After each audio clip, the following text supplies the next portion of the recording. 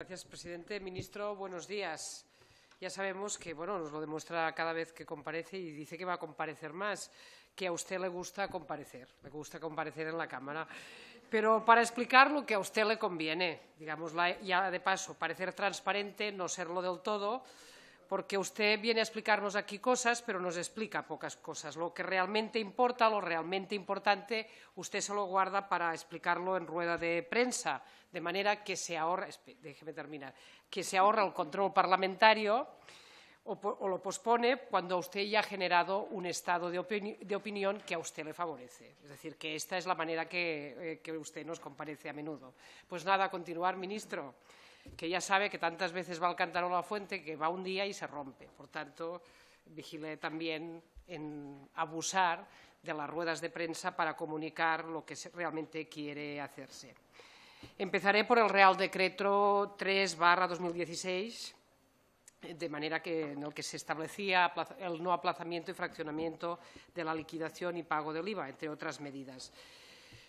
De nuevo, ustedes aplican aquello de la orden, la contraorden, para generar el verdadero desorden, por aquello que a río revuelto ganancia de pescadores. Y en este caso no son ni los autónomos ni las pymes, como alguien le apuntaba con anterioridad.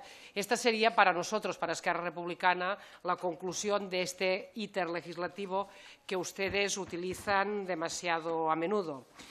En menos de un año tenemos, y esto también se lo he recordado a menudo, porque además es bueno que tengamos memoria, porque es bueno tener memoria y además ejercerla. Ustedes modificaron en el 2015, bajaron impuestos con finalidades también electoralistas, para luego en menos de un año tener que subirlos porque la Unión Europea les aprieta y porque la recaudación ha bajado y con ello, evidentemente, los ingresos. Todo esto en menos de un año, ministro, prácticamente en menos de un año. Y ahí tenemos que el Real Decreto Ley 3/2016 de 2 de diciembre, donde usted anuncia que no habrá aplazamientos y fraccionamientos porque el dinero está barato y que pidan financiación a autónomos, pequeñas y medianas empresas. Por cierto, ustedes de nuevo utilizan una técnica legislativa que es la del Real Decreto Ley, esta vez que sabe usted perfectamente que alimenta la mala calidad legislativa. Es decir, no lo digo yo, sino que esto está en boca de todos los juristas. Y además ahora tienen dos muletas en las que se apoyan a menudo, Ciudadanos por un lado y el Partido Socialista Obrero Español por el otro. Estoy convencida que ni a los técnicos de su ministerio ni a la abogacía del Estado no le gusta demasiado esta forma de legislar. En definitiva, el Real Decreto lo que ha terminado provocando es que hoy tenga que comparecer porque es una norma imprecisa que ha conllevado efectivamente que la agencia tributaria tenga que emitir una instrucción, tenga que aclarar aspectos y detalles que no se encuentran recogidos en el Real Decreto o son poco claros para los destinatarios de la norma. Estos, en definitiva, ya no saben a lo que atenerse. El resultado final, la instrucción va más allá de la propia norma y, obviamente, aquí todos sabemos que no se puede hacer. Yo ya se lo dije en la anterior comparecencia, que este proceder legislativo genera inseguridad jurídica. Y usted me tiró de las orejas, en sentido figurado, o me enmendó la plana, lo que usted prefiera, diciendo que si hay una norma no existe la inseguridad jurídica. Pues bien, discrepo. La seguridad jurídica es la certeza que da la norma si ésta tiene suficiente publicidad, si tiene publicidad en su aplicación, que llegue a conocerse, pueda conocerse aquello que regula la norma, lo que regula la norma. Lo permitido, lo prohibido de la norma, entre otras cosas más. Y convendrá conmigo que lo suyo, en este caso, ha generado incertidumbre y con ello inseguridad, porque si no, no estaría usted aquí y si no, no hubiese sido necesaria la instrucción de la agencia tributaria. Se mire como se mire. Usted nos dirá que la norma establecía los no aplazamientos y fraccionamientos porque ahora, como decía con anterioridad, el dinero fluye y que los bancos financian y lo hacen con unos intereses muy bajos. Ahora bien, usted también debería convenir conmigo que los bancos financian a quien no lo necesita. A quien lo necesita continúan no financiando. Mire, ministro, ya no sé si lo hacen adrede o porque no saben más, si lo hacen consciente o inconscientemente. Pero ustedes, el Partido Popular y el Gobierno, en este caso del Reino de España, parecen determinados a cargarse a los autónomos y a las pequeñas y medianas empresas.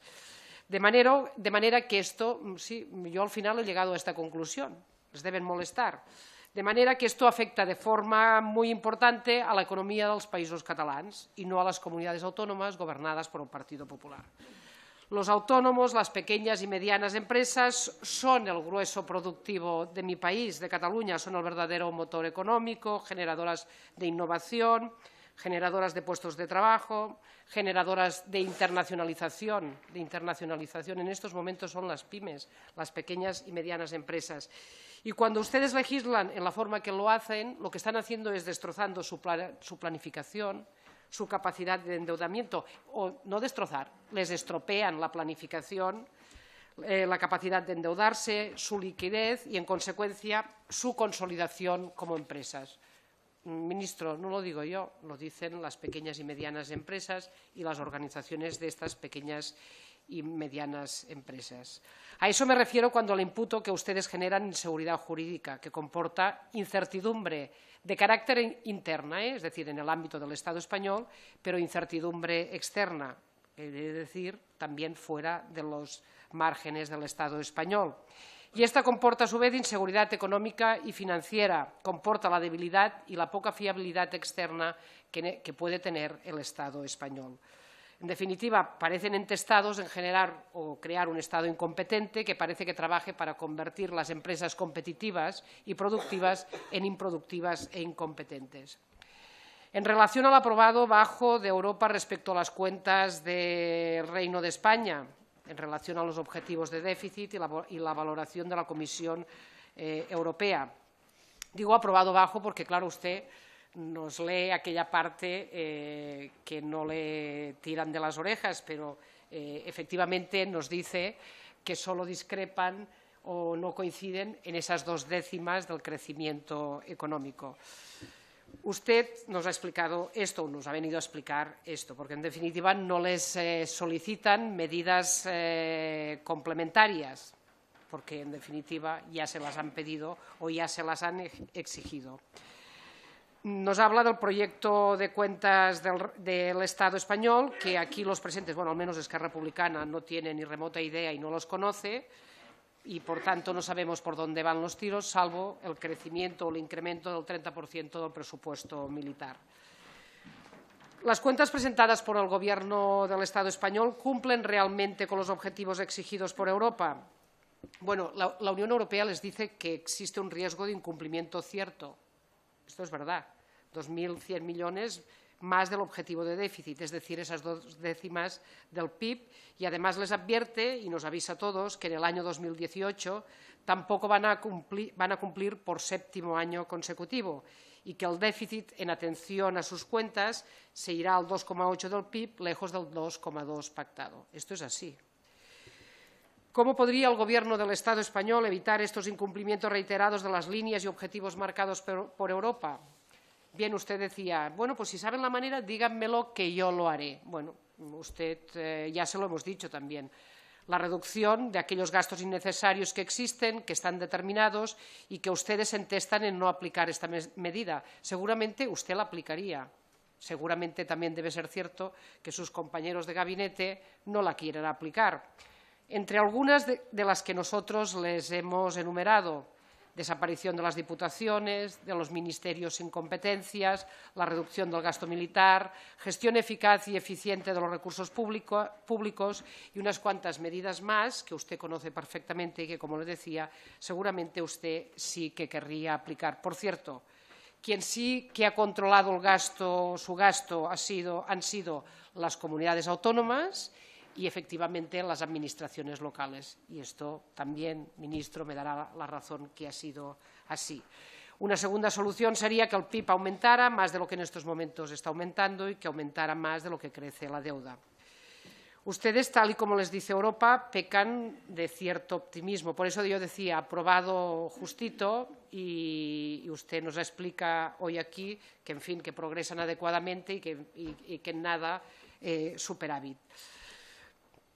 Europa dice 2,3 y ustedes dicen 2,5. Como siempre, ustedes se juegan su credibilidad incumpliendo los objetivos de déficit fijados, en este caso por Europa, creando, a criterio de Esquerra Republicana, un espejismo, falsas expectativas de crecimiento económico.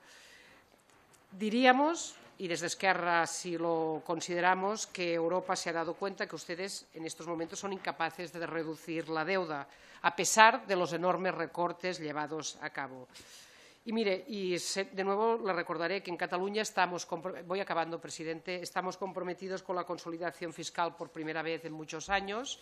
Hemos podido reducir el peso de la deuda respecto del PIB y, además, una cosa que yo creo que es de destacar, aumentar el gasto priorizando partidas de salud, educación y servicios sociales.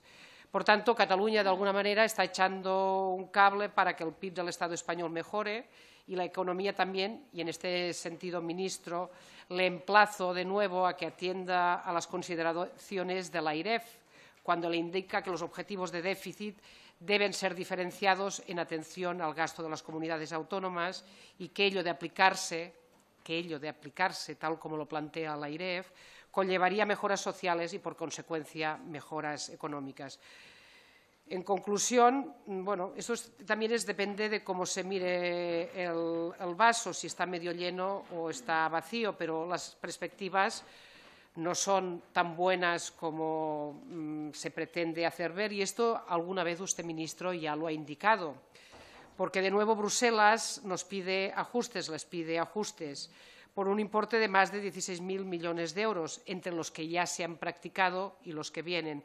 Díganos cómo lo hará, aparte de lo que ya nos ha explicado, cómo será esta lucha contra el fraude fiscal y otras medidas que, como decía usted, son estructurales y que deberían evitar estos ajustes tan importantes. Pero, en definitiva, usted ya va anunciando desde hace días y desde hace tiempo que este será un año durísimo. Y viniendo de ustedes, ya sabemos siempre cómo acaba la fiesta. Termino ya. Ya sabemos cómo acaba siempre la fiesta, la acaban pagando los de siempre. Y no lo dice Esquerra Republicana, también lo dice el Banco de España. Gracias. Muchas gracias, señora Capella. En nombre del Grupo Parlamentario